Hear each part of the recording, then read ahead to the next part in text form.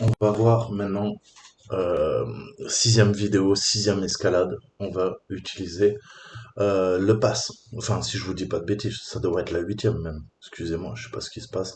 Ah oui, puisque j'en ai groupé certaines. Donc sudo, suite, fonctionnalité, capabilities, cron job, cron tab, pass et NFS, ça sera la dernière. Et on aura un CTF, ok, pour valider tout ça.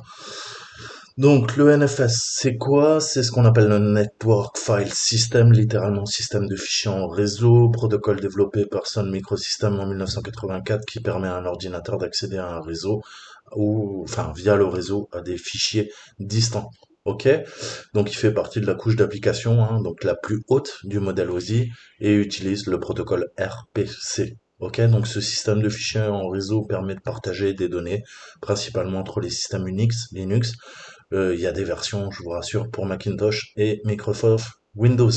Et il est compatible IPv6. Donc ça, c'est ce que vous pourrez lire sur Wikipédia. Je vous redirige vers la page de Wikipédia pour en apprendre un peu plus. Donc les vecteurs d'escalade de privilèges ne se limitent pas à l'accès interne. Les dossiers partagés et les interfaces de gestion à distance, tels que SSH et Telnet, peuvent également vous aider à obtenir un accès route sur le système cible. Certains cas nécessiteront également l'utilisation de deux vecteurs.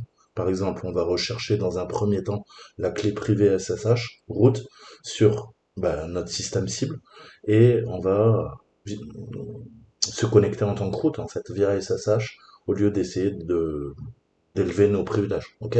C'est ce qu'il y a encore de plus facile. Ok? Un autre vecteur plus pertinent pour les CTF ou vos certifications en cybersec, c'est un shell réseau qui sera mal configuré. Ce vecteur peut parfois être vu lors de tests d'engagement d'intrusion lorsqu'un système de sauvegarde réseau est présent. Donc la configuration NFS, Network File Sharing, elle est dans ETC Export. C'est le fichier export très important. Ce fichier est créé à l'installation du serveur NFS et peut généralement être lu par tous les utilisateurs. Ok? Donc, on voit bien que c'est là. Ça nous dit, bah, c'est une liste d'accès de contrôle, hein, une ACL, comme on l'appelle, qui peut être exportée vers les clients NFS. Ok? Donc, serveur NFS, fichier de conf export au pluriel présent dans ETC qui peut être exporté en effet vers les clients NFS, serveur client. Ok. Ensuite NFS V2, V3. Hein, donc là typiquement on va voir quoi? On lui dit bah sur le serveur à la racine il y a une arborescence SRV homes. Ok. Et voilà les droits. Ok. Hostname 1, hostname 2. Et là je lui donne bah, read, write, hein, synchronisation mais pas de vérification au niveau du subtree, hein, de l'arbre des systèmes de fichiers. Donc on va, bref, pouvoir lui passer un paquet d'arguments, hein, et là, par exemple, c'est pour le NFS V4. Ok, donc on voit qu'on a du V2, V3, V4, et on va pouvoir un par un énumérer en fait hein, les différents droits pour les différentes arborescences. Hein. Qui a droit, qui peut se connecter, et le fameux no root squash qu'on verra plus tard, qui va nous permettre d'exploiter en fait une faille intrinsèque. Ok? Et est-ce que c'est sécurisé ou insecure? Dans ce cas-là, il n'y aura pas besoin de mot de passe, etc., etc. Je pourrais vous en parler pendant des heures. Allez creuser si vous n'êtes pas à l'aise avec le NFS. Tapez Linux, configuration NFS, ok? Pour avoir toutes les informations et mieux comprendre hein, ce système de notation. Donc l'élément critique pour ce vecteur d'escalade en fait est l'option no root squash, comme je vous le disais, qu'on peut voir ci-dessus. Hein. Par défaut, NFS en fait changera l'utilisateur root en NFS nobody et empêchera tout fichier de fonctionner avec des privilèges root. C'est une sécurité. Ok. Le problème, c'est que quand l'administrateur a mal fait son boulot ou qu'on a oublié qu'il y a l'option no root squash, ok, ça veut dire que le partage est accessible en écriture. Donc, bah, on va pouvoir exécuter, créer un exécutable, pardon, avec un bit suite défini et d'exécuter sur le système cible. Ok? Donc le premier truc à faire, c'est la commande, je vous en avais déjà parlé, mais avec un show mount. Show mount E, je vais quoi? Je vais enumerate, ok? Je vais énumérer les partages montables, hein, donc on parle des lecteurs réseau, hein, typiquement, sur la machine, ok? Avec l'adresse IP, là je suis sur ma machine, je veux énumérer ce qu'il y a eh ben, je vais dans mon terminal, je lui dis quoi? Show mount-e adresse IP. Et là, il me dit, écoute, export list. Il me dit home Ubuntu, share folder, to, all, all, all, wildcard, TMP, home backup. Ça veut dire quoi? Ça veut dire que tous les fichiers qui sont présents là-dedans, là-dedans et là-dedans, eh ben, j'ai les droits dessus. Ok? Vous avez compris.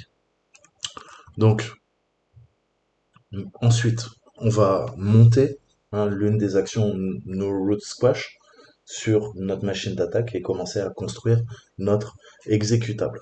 Donc avec le show mount E, en fait, on va enumerate et avec le mount, ok, on va se monter le lecteur réseau.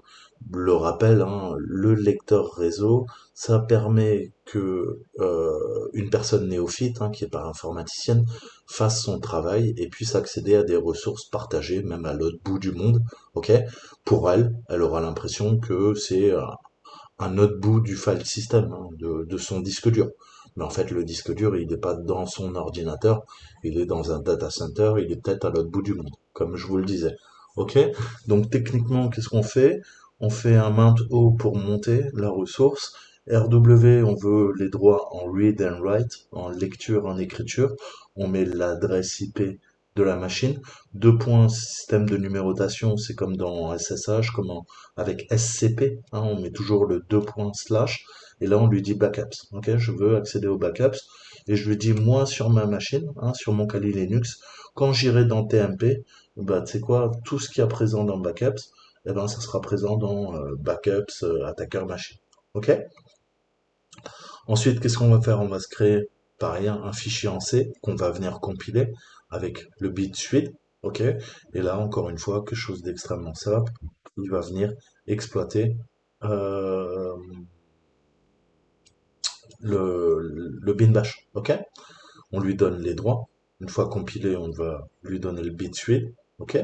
Donc GCC, le fichier là s'appelle nfs.c, c'est notre code source en C, C++, ok?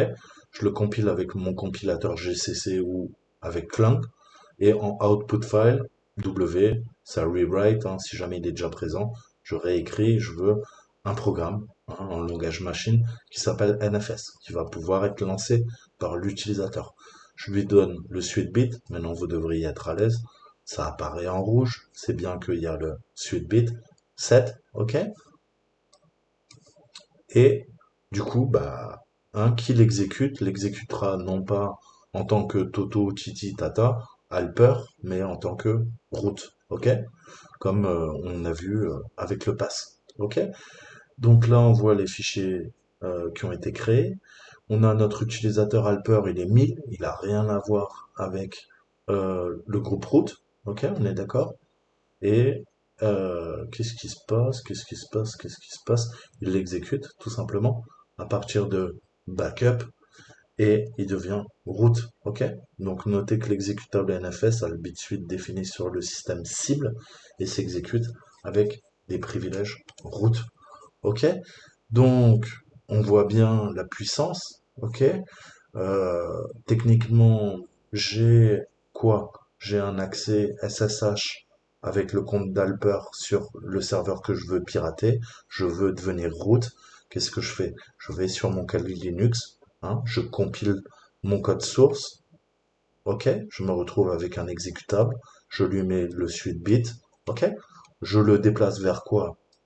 Ok, vers le TMP.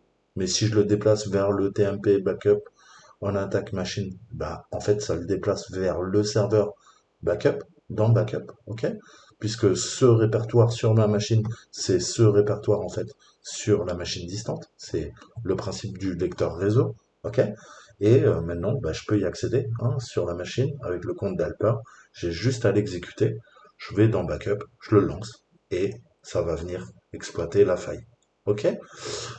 Donc, combien de partages montables pouvez-vous identifier? On l'a vu, on en a 3, si je dis pas de bêtises. Un, 2, 3. Ok?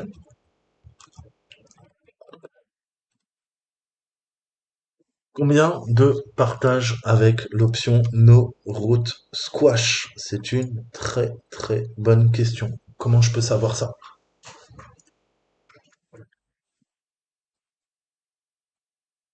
Il faut qu'on se connecte, ok? Et qu'on regarde quoi? Le fichier ETC export, ok? Donc on va se connecter et c'est ce qu'on va faire. Donc ça, j'ai le route, là j'ai le route, je vais me connecter à partir de là. SSH, Karen, base,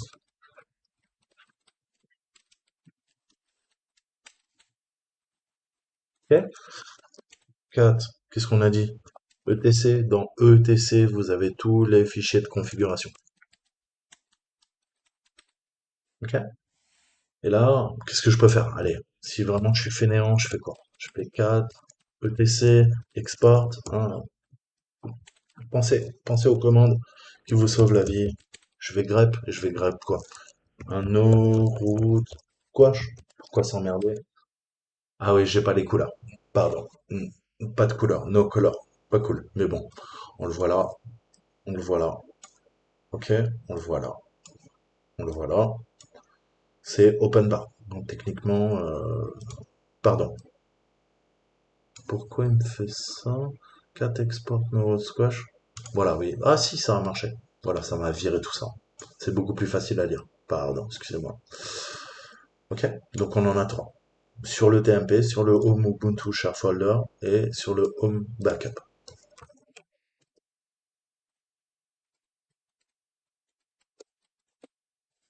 Ok. Donc maintenant, bah, on va venir exploiter tout ça. On va voir comment on peut faire. Je pense qu'ils nous ont déjà pré-compilé hein, pour nous éviter de le faire. Mais comme je vous ai dit, sur ma machine, je me le suis créé. On a quoi? On a monde, Dalton, Donald, LS, RM, Toto, Toto, ok. Nano, Exploit, V2, ok. Là, j'ai mon bin bash, ok. Si je dois le faire, qu'est-ce que je vais faire? Je vous remontre, hein, on va lui demander quoi? Exploit V2, ok. Et je veux, je sais pas, hein, ce que vous voulez, on s'en fout, hein. Exploit, ok. Voilà. J'ai plus qu'à quoi? Bah, qu'à utiliser ça. Ok. Le pousser vers le serveur. Je vais me connecter via SCP. Ok. Je peux transférer par SCP. Ok. Avec Karen, arrobas, l'adresse IP. Hop. Je lui dis quoi? Tu vas dans ton home et tu vas dans, je sais pas, hein, ce que vous voulez. Ok. Qu'est-ce qu'on a dit? Qu'est-ce qu'on a dit? Autant vous montrer bien proprement. TMP. Home. Allez, on va le mettre vers home. Ok.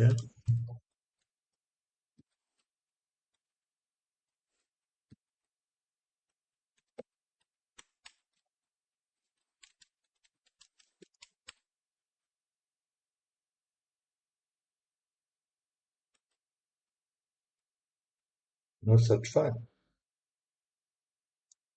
Ah oui, et deux fois. Achète-toi une paire de lunettes.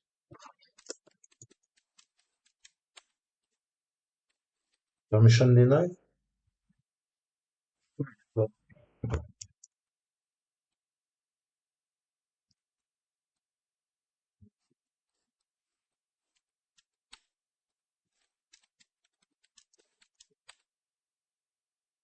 bon, là, il me bloque, mais en théorie, on a le droit. Ok? Qu'est-ce que je peux faire? Ah bah oui, je l'ai pas monté. Putain, je suis un âne. On va voir ce qu'il y a sur la machine. Ok? Parce que peut-être qu'ils nous ont mâché le boulot, comme je vous le disais. Un home, Ubuntu. Alors, j'ai un folder. Y a rien? Non. Ok. Qu'est-ce qu'on a d'autre? TMP, NAP, FH. Ok, y a rien. Et on a quoi d'autre? On a dit. Home, Ubuntu et Home Backup. On va aller dans Backup. ls.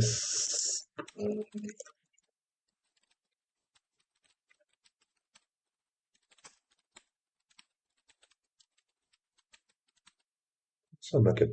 Can CD to Backup. Ok. Donc, bah, on va monter le lecteur, ok, et on va se mettre bien. Donc, qu'est-ce que je peux faire? J'ai mon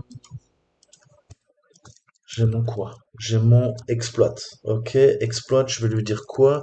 Je vais lui dire chmod, hein, plus s, sur quoi? Sur exploit. Ok. Donc, ls-l-exploit, ça veut dire quoi? Ça veut dire que je l'ai, hein, fait passer, hein. Donc là, j'ai mis double, hein. J'ai mis à la fois, le quoi? À la fois le s read et je mets aussi le sgid. Ok? Sinon, qu'est-ce que je peux faire? Je peux faire un chmod comme on a fait tout à l'heure. Vous allez voir la différence. U plus S exploit. Quelle est la différence? La même. Ok? Donc là, on est bon. Maintenant, il faut qu'on se monte, faut qu'on se monte le lecteur. Read and write. Ok? Adresse IP, je l'ai plus. Faut que je la reprenne. Ok? Là, je lui dis quoi? Je lui dis, je lui dis quoi? Je lui dis, on va utiliser Ubuntu, shared folder. On va voir.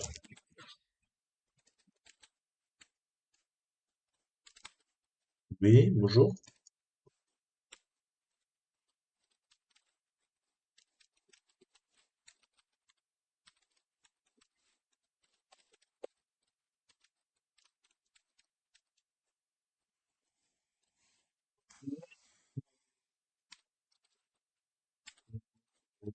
TMP, ok, j'ai repris la main. LS, il est où, Ubuntu, LS, les share folder, LS. Donc, ID, je suis quoi? Je suis Karen, on est d'accord. Toto doesn't exist. Bah, c'est pas grave. mkdir, tmp, Toto,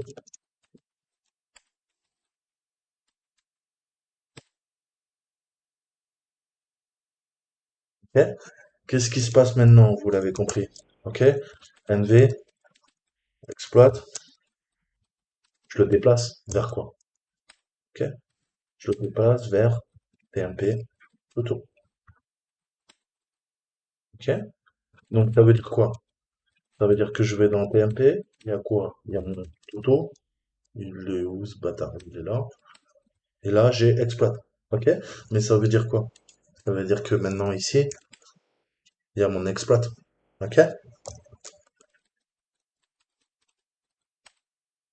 Oups. Groupe route, Karen. Ah, ok. Thank you. Ok? Vous voyez comment ça marche. Si, sans problème. Ok?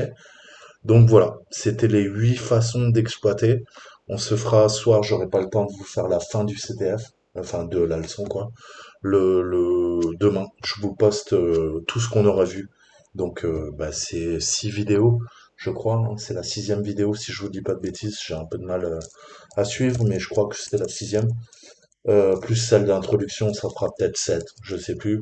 En tout cas, tout est là. Ok? Bossez bien ça, parce que demain, on fera un blind test. Ok? À la limite, je vous expliquerai même pas ce que je fais. Comme ça vous poussera à comprendre. Ok? Je mettrai du son, j'expliquerai juste le strict nécessaire. Ok?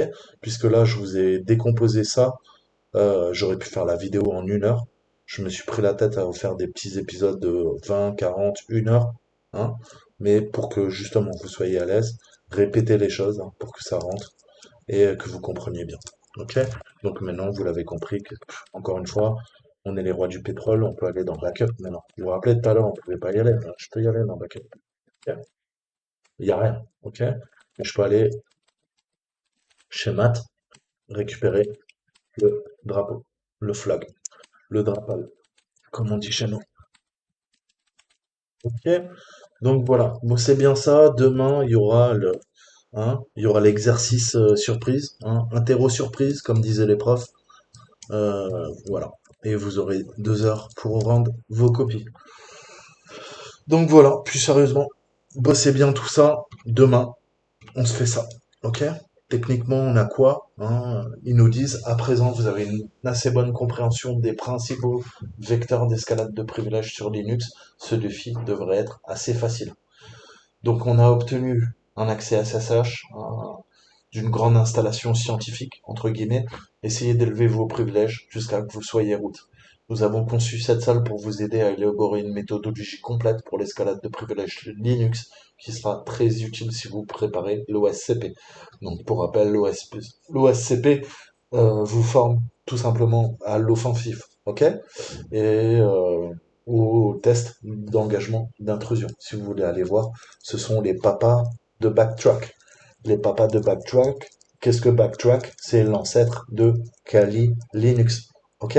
Et c'est Offensive Pen Testing, ok? C'est des très très bons gars et c'est grâce à eux que vous avez quoi? C'est grâce à eux que vous avez tout simplement Kali Linux, ok? C'est eux qui ont créé Kali Linux, tout simplement. Offensive Security. On va y arriver, ok? Donc, c'était recherché il y a quelques années, ça allait un peu moins, mais si vous voulez travailler dans ce métier, on va dire que ouais, l'OSCP, faut le passer, quoi. Vous savez qu'il y a plein de certifications, et l'OSCP en fait partie. Ça vous formera au test offensif, hein. Et vous en avez plusieurs, hein. Vous voyez que c'est pas donné, ok? Mais voilà, le PEN 200, ça c'est voilà, 1000 euros. Mais après, vous serez certifié sécurité partie offensive. Rouge, donc red teaming. Ok? Moi, je vous forme pour faire du red teaming. On fait un peu de blue teaming. On fera de l'analyse de malware, on fera pas mal de trucs. Ok? J'ai encore plein de projets. J'ai pas eu le temps de monter ma mini-série. Je sais pas quand est-ce que ça viendra parce que j'ai vraiment trop de boulot en ce moment. Mais voilà, hein, 200, c'est vraiment les bases. Et après, bah, le but, c'est de devenir expert, hein. Donc niveau 400 et bah, maîtriser tout, hein. Faut savoir attaquer du Linux, du macOS, du Windows, ok? Et vous voyez que c'est pas donné. C'est plusieurs milliers d'euros, hein, si vous voulez. Voilà, user mode exploit, vous voyez. Donc voilà, vous allez les passer petit à petit. Le but, c'est de mettre un pied dans l'entreprise et après essayer de vous faire payer même vos formations, vos certifications par votre employeur, ok? À moins que vous ayez un très très bon salaire et que vous vouliez vous les payer tout seul, comme un grand, ok? Voilà. Donc on fera ça demain. En tout cas, j'espère que tout ça c'est bien clair. Je vous dis à très bientôt. Ciao ciao.